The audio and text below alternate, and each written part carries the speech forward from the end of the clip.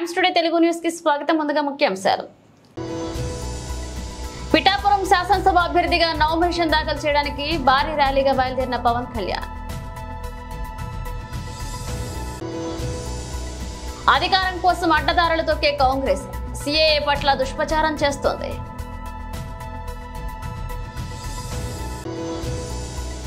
NASA అవార్డులు గెలుచుకున్న భారత విద్యార్థులు.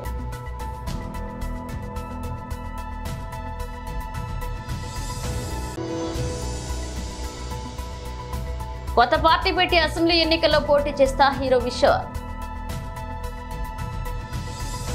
జనసేన అధినేత పవన్ కళ్యాణ్ కాసేపట్లో పిఠాపురంలో తన నామినేషన్ పత్రాలను ఎన్నికల రిటర్నింగ్ అధికారికి సమర్పించనున్నారు. ఇక నామినేషన్ వేయడానికి ఆయన భారీ ర్యాలీగా బయలుదేరారు.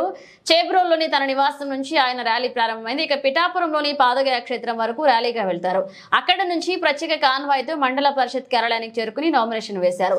పవన్ ర్యాలీలో పాల్గొనేందుకు జనసేన, టీడీపీ, బీజేపీకి చెందిన నేతలు, కార్యకర్తలు వేల సంఖ్యలో తరలివచ్చారు. మరొక వైపు తన విజయం కోసం ఒంటిపూట భోజనంతో నియోజకవర్గంలో సైకిల్ పై తిరుగుతూ ప్రచారం చేస్తున్న వీరాభిమాని మామిడి బాబ్జీని పవన్ అభినందించారు. ఇక బాబ్జీ సైకిల్ ను తాను కూడా తొక్కి కూటమి శ్రేణులను ఉల్లాసపరిచారు. అధికారం కోసం అడ్డదారులు తొక్కే కాంగ్రెస్ సిఏఏ పట్ల దుష్ప్రచారం చేస్తోంది.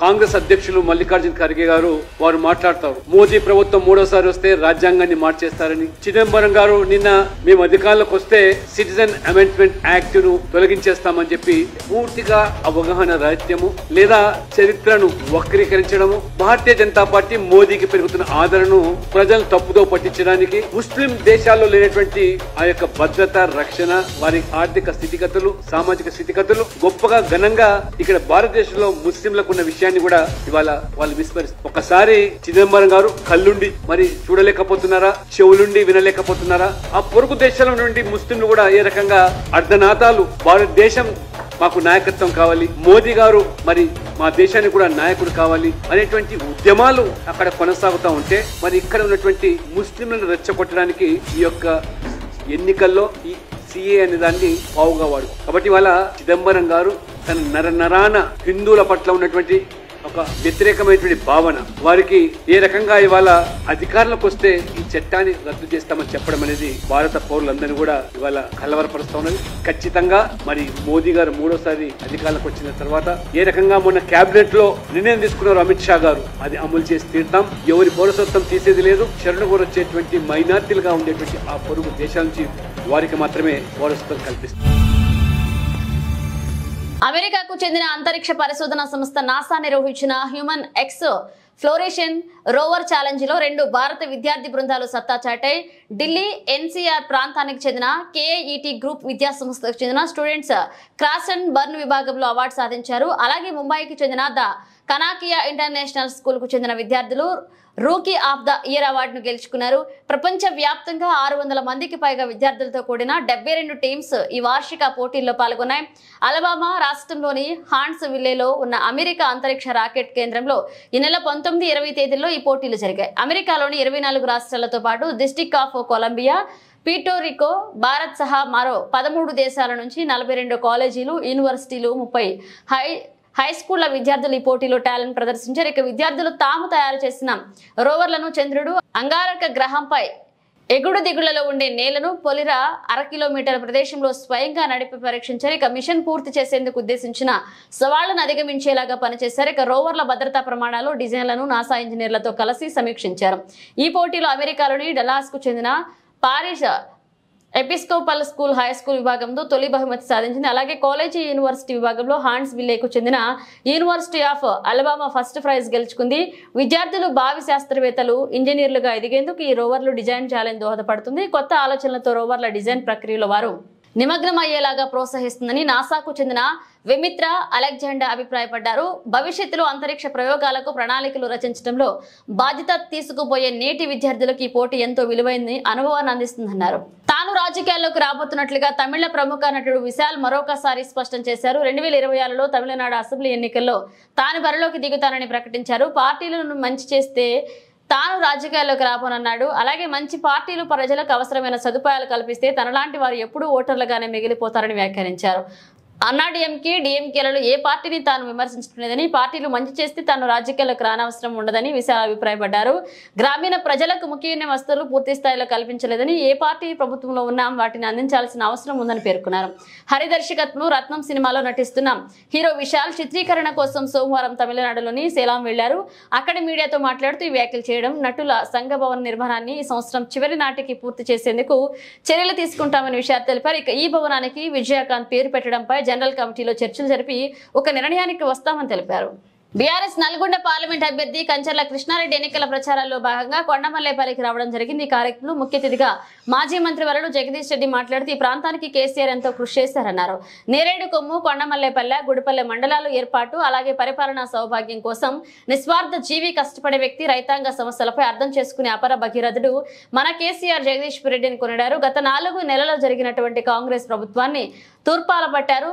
పుట్టంగండి ఎస్ఎల్పి సొరంగ మార్గానికి గత 10 సంవత్సరాలుగా మా ప్రభుత్వం నిధులు కేటాయింపులో బడ్జెట్లో కేటాయించామని ఎంతో కృషి చేసిందని రాజ్యసభ సభ్యుడు బడుగుల లింగయ్య యాదవ్ మాట్లాడారు. ఇక ఆ పార్టీ జిల్లా అధ్యక్షులు దేవరకొండ మాజీ ఎమ్మెల్యే రవీంద్ర కుమార్, మండల పార్టీ అధ్యక్షుడు దసరు నాయక్, కేశాని లింగారెడ్డి తదితరులు మాట్లాడడం జరిగింది. ఈ కార్యక్రమంలో భారీ సంఖ్యలో పార్టీ కార్యకర్తలు పాల్గొన్నారు.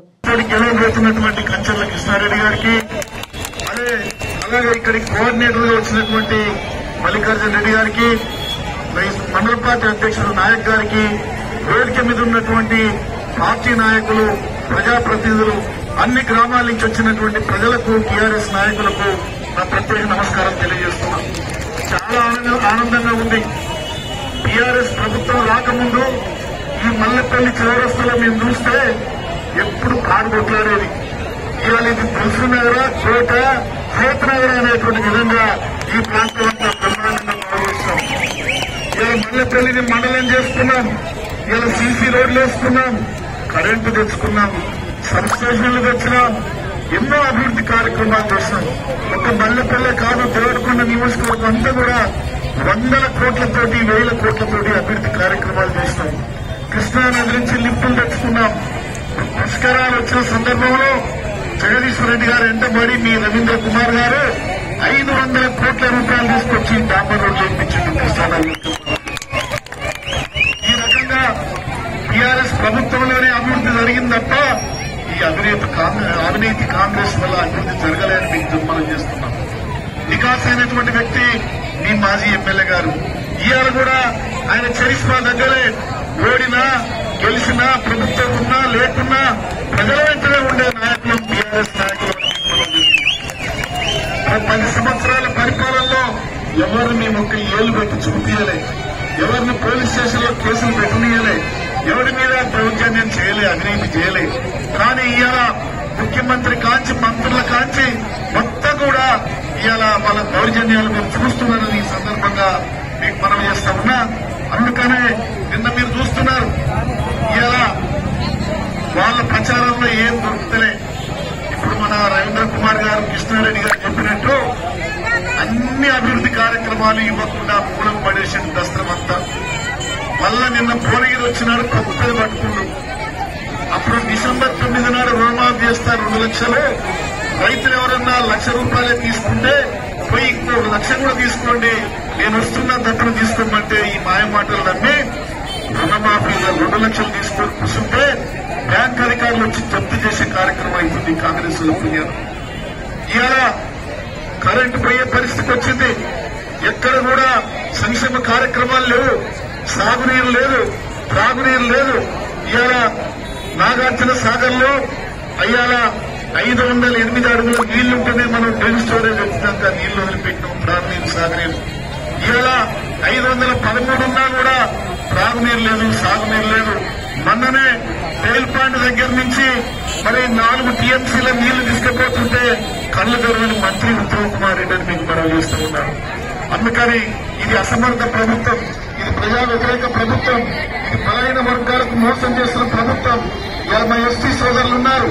ఇక్కడ మా తండా మా రాజ్యం కావాలని తండాలన్నింటినీ కూడా గ్రామ పంచాయతీలు చేసి అక్కడ మౌలిక వసతులు కల్పించి సీసీ రోడ్లు కానీ, సిమెంట్ రోడ్లు కానీ, కరెంటు కానీ, మంచినీరు కానీ, అదేవిధంగా ఈ నల్గొండ జిల్లాలో ఒకప్పుడు నీళ్లు లేక పంటలు లేక ఇబ్బంది పరిస్థితి ఉంటే ఈ ప్రాంతంలో 11,60,000 ఎకరాలకు నీళ్ళు అందించి పంట పండించి ఈ రాష్ట్రంలోనే తెలంగాణ రాష్ట్రంలోనే అత్యధిక పంట పండించే జిల్లాగా ఏర్పాటు చేసిన జిల్లా మంత్రి గారికి మొదట కృతజ్ఞతలు తెలియజేస్తున్నాను.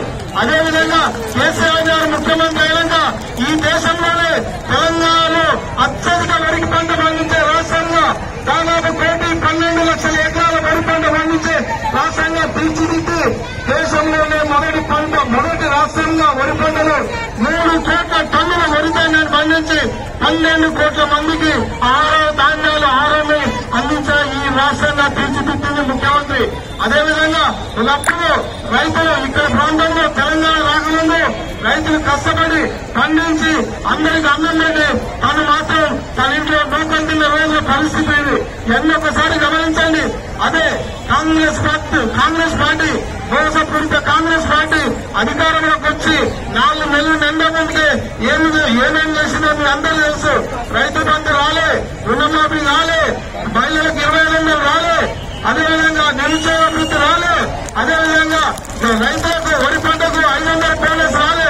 ఇవన్నీ జరగాలంటే ఒక్కసారి ఆలోచించండి. యూత్కు ఉద్యోగాలు రాలే, ఒక్కసారి యూత్ గురించి ఆలోచించండి. తెలంగాణ రాకముందుకు 2004 నుంచి 14 వరకు 10 సంవత్సరాలు కాంగ్రెస్ పార్టీ అధికారం నుండి ఉమ్మడి ఆంధ్రప్రదేశ్ లో 24,000 ఉద్యోగాలు ఇచ్చారు. మన తెలంగాణ ప్రాంతానికి 10,300 ఉద్యోగాలు వచ్చాయి. అదే కేసీఆర్ గారు ముఖ్యమంత్రి అయినాక ఈ రాష్ట్రంలో 9.5 సంవత్సరాలు దాదాపు 1,64,000 ఉద్యోగాలు జాబులు ఇప్పించింది. అదేవిధంగా 28,000 జాబులు code election code MLA election code వల్ల ఆగిపోయి ప్రకటించే ముందు ఆగిపోవడం జరిగింది. అంటే దాదాపు 1,94,000 ఉద్యోగాలు నిరుద్యోగులకు ఇవ్వడం జరిగింది. ఒక్కసారి ఆలోచించండి. కేసీఆర్ ఒక రైతు బిడ్డ ముఖ్యమంత్రి కావడం వల్ల ఈ తెలంగాణ ప్రజలకు ఎంత లాభం జరిగిందో ఒక్కసారి ఆలోచించండి. అదేవిధంగా ఇటువైపు తెలంగాణ పార్టీ తరఫున భారత రాష్ట్రపతి నిలబడ్డారు. అటువైపు ఒక్కసారి ఆలోచించి కేసీఆర్ కు ఓటేస్తే మన ఊరు చెర్లకు నీళ్లు వస్తాయి.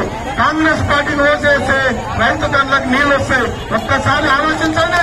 రైతు బిడ్డగా వచ్చిన రైతు సమస్యలు నాకు తెలుసు. పేదింటి పెద్ద బిడ్డగా మీ ఇంటి పెద్ద బిడ్డగా మీకు సేవ చేసుకోవడానికి వచ్చిన ఒక అవకాశం ఇవ్వండి. నాకు అవకాశం ఇచ్చి మీరు పార్లమెంట్ పంపిస్తే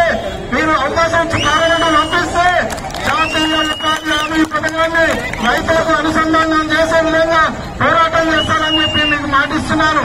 అదేవిధంగా ఇక్కడ ప్రతి పంట అత్యధికంగా పంట పండుతుంది కనుక నాకు తెలుసు స్వామినాథన్ కమిషన్ రిపోర్టు ప్రకారం వరి పంట 3,500 ఉండే విధంగా ప్రతి క్వింటాలకు 3,500 వచ్చే విధంగా అదేవిధంగా పత్తి పంటకు 14,000 వచ్చే విధంగా పోరాటం చేస్తానని చెప్పి మీకు మాటిస్తున్నాను. అదేవిధంగా ఈ ప్రాంత చిరకాల కోరిక రైల్వే లైన్ రావాలని కోరిక ఉంది అంట. దాని కొరకు పార్లమెంటులో పోరాటం చేస్తానని మీకు మాటిస్తూ అదేవిధంగా ఒక్క అవకాశం ఇవ్వాలని చెప్పి కోరుకుంటూ మీరు అందరికీ అవకాశం ఇచ్చిన పెద్దలందరికీ ధన్యవాదాలు తెలుపుకుంటూ జై తెలంగాణ, జై తెలంగాణ, కేసీఆర్ గారి నాయకత్వం, జగదీశ్వర గారి నాయకత్వం, కారు గుర్తుకే. Thank you. కేతిరెడ్డి బీసీల ద్రోహి తన సామాజిక వర్గానికి చెందిన బీసీలను పూర్తిగా అనగదొక్కి వేశారని, అందుకే మాలాంటి బీసీలు ఆ పార్టీలో ఇమ్మడలేక రాజీనామా చేస్తున్నట్లుగా కురువ కార్పొరేషన్ కోటిబాబు ఆయన సతీమణి బత్తలపల్లె జెడ్పీటీసీ సుధా ప్రకటించారు. రాష్ట్ర కురువ కార్పొరేషన్ చైర్మన్ కోటిబాబు వైఎస్ఆర్ పార్టీకి తన సభ్యత్వానికి రాజీనామా చేశారు. కోటిబాబు ఆర్య కోటి సుధా జెడ్పీటీసీ పదవికి కూడా రాజీనామా చేశారు. వీరితో పాటు బత్తలపల్లె ఉప సర్పంచ్ కోటి గోపినాథ్ రాజీనామా చేశారు. బత్తలపల్లె ఉప సర్పంచ్ కోటి నరేష్ వారి పదవులకు వైఎస్ఆర్సీపీ పార్టీ సభ్యత్వానికి మూకుముడిగా రాజీనామాలు చేశారు. జరిగింది. ఏ రోజు కూడా ఆ కార్పొరేషన్ పద్ధతి ద్వారా చాలా బాధేస్తుంది మాట చెప్పుకోవడానికి. పార్టీలో ఉండి ఏ ఒక్క కురువ కులస్తునికి కూడా ఏ కించిత్తు న్యాయం కూడా ఆ పార్టీ ద్వారా చైర్మన్ పదవి ద్వారా ఎవ్వరికీ న్యాయం చేసింది లేదు. కనీసం 200 గొర్రెలు 300 గొర్రెలు చనిపోతే వాళ్ళని పరామర్శించకపోతే ఆ గొర్రెలకు ఏదైనా సాయం అందించగలరా మీ కార్పొరేషన్ నుంచి అంటే 1 రూపాయి లేదు. 3 సంవత్సరాలైంది, ఇంతవరకు ఏ బీసీ కార్పొరేషన్కు కూడా ₹1 ఇవ్వలేదు. అలాంటి కార్పొరేషన్స్ ఎందుకు పెట్టినారో అది జగన్మోహన్ రెడ్డి గారికే తెలియాలి. అలాగే లోకల్ ఎమ్మెల్యే అయినటువంటి వెంకటరామరెడ్డి గారు ఒక బీసీ ద్రోహి, చెప్పాలంటేనే సిగ్గేస్తుంది. అతను చేసిన బీసీలకు చేసిన మోసం, అన్యాయం, బీసీలు అంటే అసహ్యమని. ముఖ్యుడు తన ఎంట ఉన్న 10 మందో 15 మందో కోటి తన సామాజిక వర్గానికి చెందిన వారిని ఎంకరేజ్ చేయడం, వాళ్ళ ఆస్తులు సంపాదించుకోవడం, తన ఆస్తులు సంపాదించుకోవడం తప్పితే జిల్లా అసెంబ్లీ సెగ్మెంట్లో ఉన్న ఏ బీసీ కూడా తన వల్ల బాగుపడింది లేదు. కార్పొరేషన్ చైర్మన్గా నేనుండి, నా భార్య జెడ్పీటీసీగా ఉండి, నా తమ్ముడు ఎంపీటీసీగా ఉండి, ఇంకో తమ్ముడు పంచాయతీ వైస్ ప్రెసిడెంట్ ఉండి కూడా ఎంఆర్ఓ ఆఫీస్లో కూడా చిన్న పని చేసుకోవాలంటే ఎమ్మెల్యేని అడగాలి. ఎందుకు మాకు పదవులు ఇచ్చారు, ఎందుకు మేము ఈ పార్టీ ద్వారా పదవులు పొందామో మాకే అర్థం కావట్లేదు. ఇలాంటి నీచమైన, దురదృష్టకరమైన సంఘటనలు ఎన్నో ఉన్నాయి చెప్పుకోవాలంటే. పర్సనల్గా మా బిజినెస్ల్లోనూ మేము ఈరోజు కాలేజీలు మూసుకున్నాం, అన్నీ పోగొట్టుకున్నాం, ఆస్తులు పోగొట్టుకున్నాం, అన్నీ చేసినాం. ఎక్కడే కానీ ఎమ్మెల్యే ద్వారా ఒక చిన్న సాయం మా కుటుంబానికి కానీ మాకు కానీ అందించలేదు. కాబట్టి ఇలాంటి టైంలో ఏదైతే మొత్తం యావత్ ప్రపంచంలోనే ఈరోజు నరేంద్ర మోడీ గారు ఒక మంచి ప్రధానమంత్రిగా తను తెచ్చిన ఎన్నో ఏళ్ళ నుంచి సమస్యతో కొట్లాడుతున్న పరిపాలన చూసి, ఈ బీసీలకు ఈ వైఎస్ఆర్ పార్టీకి చేస్తున్న ద్రోహం చూసి ఈ పార్టీలో ఉండలేక ఈరోజే ఈ పార్టీకి, వైఎస్ఆర్ పార్టీకి రిజైన్ చేస్తున్నా. వైఎస్ఆర్ పార్టీలో కొనసాగలేను. బీసీలకు న్యాయం చేస్తున్న నరేంద్ర మోడీ ఆధ్వర్యంలోని సత్యకుమార్ గారికి మద్దతు ఇస్తూ నా అనుచరులందరికీ ఒకటే పిలిపిస్తున్నా, బీసీలు అందరూ ఒకటవుదాం. లేక బీసీకి ఒక అవకాశం వచ్చింది, సత్యకుమార్ను మనం అంతా కలిసి గెలిపించుకుందామని తెలియజేసుకుంటూ, భవిష్యత్తులో కూడా బీసీలందరూ బాగుండాలంటే ఒకటే గుర్తు తెచ్చుకోండి, చాలా రోజుల తర్వాత ఒక అవకాశం వచ్చింది. మంచి ప్రభుత్వం, మంచి బీజేపీ ప్రభుత్వం, మంచి ప్రభుత్వం, న్యాయం చేసే ప్రభుత్వం, బీసీలకు న్యాయం జరుగుతుంది. నరేంద్ర మోడీ గారు కూడా ఒక బీసీనే బాగా గుర్తు పెట్టుకోండి. ఒక బీసీ ప్రధానమంత్రి, ఒక బీసీ కాన్స్టిట్యూన్సీకి ఎమ్మెల్యే ఇచ్చినారంటే మన ధర్మవరం వాయిస్, బత్తలపల్లి వాయిస్ ఢిల్లీ లెవెల్కి వినిపించే స్తోమత ఈరోజు సత్యకుమార్కు, నరేంద్ర మోడీ గారికి ఉంది. కాబట్టి అలాంటి ఆధ్వర్యంలో మనం అందరూ కూడా ధర్మవరం నియోజకవర్గాన్ని అభివృద్ధి చేసుకున్నాం. మీరందరూ కూడా నాతో కలిసి వస్తారని ఆశిస్తూ, ఇన్ని రోజులు నా కోసం నేను ఎంపీపీగా ఉన్నప్పుడు కావచ్చు, చైర్మన్గా ఉన్నప్పుడు కావచ్చు, నా భార్య జెడ్పీటీసీ కావడానికి కావచ్చు, నా తమ్ముళ్ళు ఎంపీటీసీ పదవులు పొందడానికి కావచ్చు, పోటీ ఫ్యామిలీ నడిచిన ప్రతి ఒక్కరికి పేరున కృతజ్ఞతలు తెలియజేసుకుంటూ, మెదక్ జిల్లా రామాయంపేట మండల కేంద్రంలో గత రాత్రి కురిసిన భారీ వర్షానికి రైతులకు తీవ్ర నష్టం ఏర్పడింది. రాత్రి ఈదుగాలులు తొక్కిడిన భారీ వర్షం కురవడంతో వ్యవసాయ మార్కెట్ ఆవరణంలో ఆరబోసిన ధాన్యం పూర్తిగా తడిసిపోయింది. వర్షపు నీటికి కొంతమంది రైతులు ధాన్యం కొట్టుకుపోవడంతో నష్టం ఏర్పడిందని ఆవేదన వ్యక్తం చేశారు. మరొక వైపు వ్యవసాయ మార్కెట్ కమిటీలో టార్పాలిన్ కవర్లు ఉన్నప్పటికీ సిబ్బంది కవర్లు ఇవ్వడం లేదని, తద్వారా ధాన్యం తడిసిపోతుందని ఆవేదన వ్యక్తం చేశారు. ఇక 10 రోజులుగా కొనుగోలు కేంద్రం వద్ద ఆరబోసిన ధాన్యం తడిచిపోవడంతో తీవ్రంగా నష్టం ఏర్పడిందని, తడిసిన ధాన్యం కొనుగోలు చేయాలని రైతులు కోరుతున్నారు.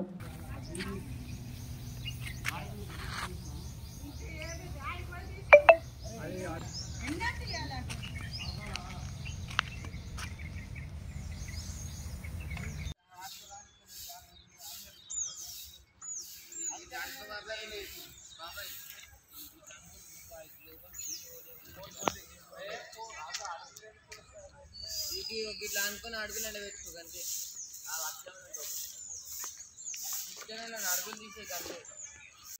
రాత్రి 6:30 నుంచి 7 దాకా వర్షం పడ్డది. ఈ మార్కెట్లో ఒక దిక్కు వైపున కోతులు, ఒక దిక్కడ మార్కెట్లో తాట్పత్రులు లేవు. మరి దీని చైర్మన్ ఏంది, దీని బాధ్యత ఏంది? రైతులు సంచులు వరదలకు వడ్లు రోడ్డు కింద కొట్టుకపోయినాయి. ఇప్పుడు అవి మట్టి పాలైనాయి. కనీసం రైతును పట్టించుకునే బాధ్యత కూడా ఎవరు లేరు. రైతు అనేది గుర్తు అనేది లేకుండా అవుతుంది. మరి గంజిలా ఏంది? కనీసం రైతులకు ఒక తాట్పత్రి ఇద్దాము. వర్షంలో కొట్టుకపోయినా మిగతా నానకుంటున్నాలి కదా. వడ్లు ఎండిన వడ్లు నాన్ని 17 మ్యాచర్ వచ్చినా ఎవరు పెట్టుకుంటలేరు. 13-14 రావాలంటారు.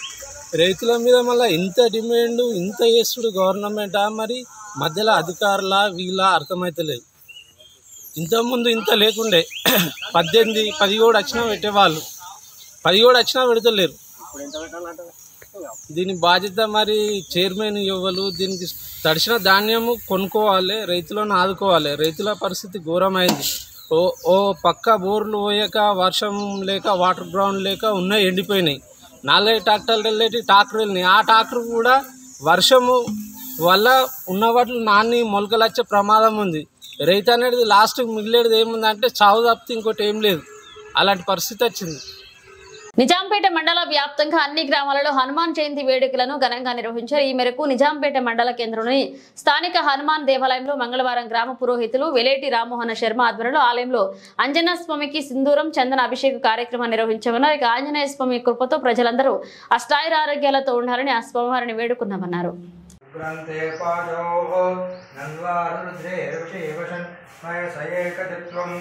एको बसूना ऋषिवन्यवीरितोषं संशशादि मंगलाचरण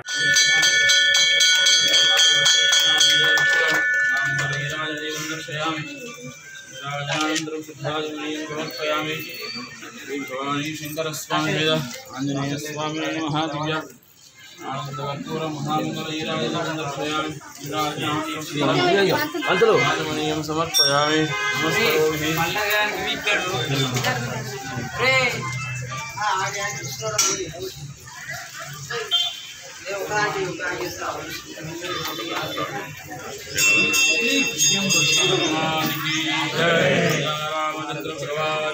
శ్రీరామ్. నిజాంపేట మండల కేంద్రంలో గల ఆంజనేయ స్వామి దేవాలయంలో హనుమత్ జయంతి శుభ సందర్భంలో ఈరోజు ఉదయమే మన్యు సూక్తంతో ఉన్నటువంటి ప్రత్యేకమైనటువంటి పూజా కార్యక్రమము ఆ యొక్క ఆంజనేయ స్వామి వారికి అందించడం జరిగింది. అందరూ తర్వాత భక్తులకు అతి ఇష్టమైనటువంటి పూజా కార్యక్రమము సింధూరము చందనం పెట్టడం అనేటువంటి కార్యక్రమం జరిగింది. ఇందులో చాలామంది హనుమత్ భక్తులు కూడా ఇందులో పాల్గొనడం జరిగింది. ఆ ఆంజనేయ స్వామి యొక్క పరిపూర్ణ అనుగ్రహం వలన ఈ లోకమంతా కూడా సుభిక్షంగా ఉండాలనే సంకల్పంతో ఈ ప్రత్యేక కార్యక్రమము చేపట్టనైనది. జై శ్రీరామ్, జై హనుమాన్. బులెటిన్ ముగించే ముందు హెడ్లైన్స్ మరోసారి. పిఠాపురం శాసనసభ అభ్యర్థిగా నామినేషన్ దాఖలు చేయడానికి భారీ ర్యాలీగా బయలుదేరిన పవన్ కళ్యాణ్. అధికారం కోసం అడ్డదారులు తొక్కే కాంగ్రెస్ సిఏఏ పట్ల దుష్ప్రచారం చేస్తోంది.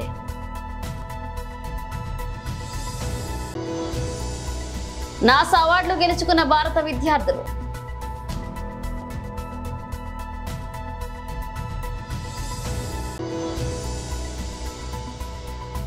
కొత్త పార్టీ పెట్టి అసెంబ్లీ ఎన్నికల్లో పోటీ చేస్తా హీరో విశ్వర్. ఇవి ఇప్పుడు అప్డేట్స్. మళ్ళీ కలుద్దాం.